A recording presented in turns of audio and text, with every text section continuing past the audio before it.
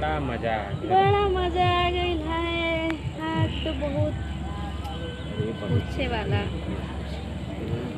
वो हर कहाँ जाती तो ऐसे चली है? का? चला चला इसे चला इसे चला। अच्छा चलो ठीक है। तू हने यार कहाँ से आओ था रे? का यार कहाँ से आओ था? गए लाल तनी खेते। खेते?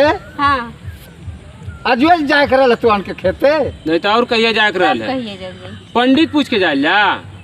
अच्छा पंडित पूछे के रहला? हाँ। के कहल रहली हैं? हाँ तो कहा तोरे कहे का मतलब कहा? कहले के मतलब तब जंगलवा में का करत रे? हमार मर्जी, हम कुछ करी। तो जंगलवा में से आए चाहे जैसे मर्जी जैसे आई तो के काहे प्रॉब्लम होता? कैसन ये तरह करते रे? कैसन ये तरह के तरह करी बतावा तू ही। अरे साधारण पूछत है कि का करत रहला? तो हम साधारण बताओ थी घूमे गए निकले। घूम में? हाँ ऐसा लौंडिया लेके घूमबा तू? और बुद्धिया जे खराब हो गई है तो नजर में लौंडिया लगत है ऊ। हाँ का है रे? है का है? तनी है बतावा।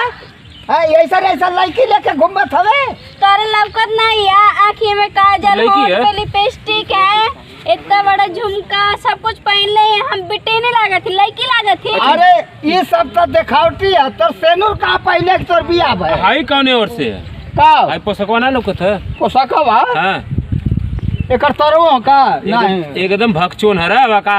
बतावा। ये साड़ी पहले ले तो कहत मोर बियाह भयल।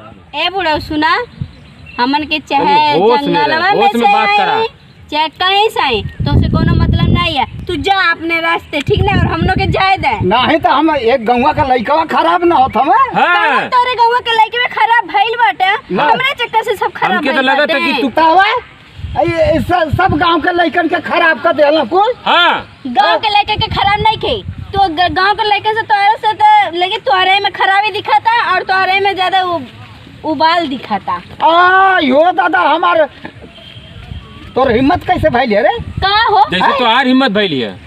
का तना ना थवे रे? नहीं जैसे तो हार हिम्मत भइली बोला ना। फरके से बात कर। ना बात कर फरके से बोला ना। अरे बाप हो का करबा तू? कौन चीज है? अपन जुबान ते मतलब थोड़ा संभाल के बोलत नहीं आता और दूसरे के बोल देला। गुस्सा लगोइबू तो अब आज से यार लोग गईला लोगन हैं तब बता देत है कि हम अपने में ना रहब। ये बुढ़वा के पकड़ा हो पकड़, ले और चल। ले चला। ए! ले चला। आवा समझावल ले। अरे अरे अरे आवा अरे अरे आवा देखा। हाले का थोड़ा हो ना। आवा देखावा जे का करता अरे है। रुक जा हो। नहीं आवा अरे अरे अब बोला अब बोला। ऐसा हो। आए आए आए रे। अरे बाप हो। अरे बाप हो बाप। अरे ले पड़ल है दादा हमारी इज्जतिया। आई हो दादा। आई हो माई। अब उतना नमक खुल। अरे बाप हो बाप जान बचल कैसो।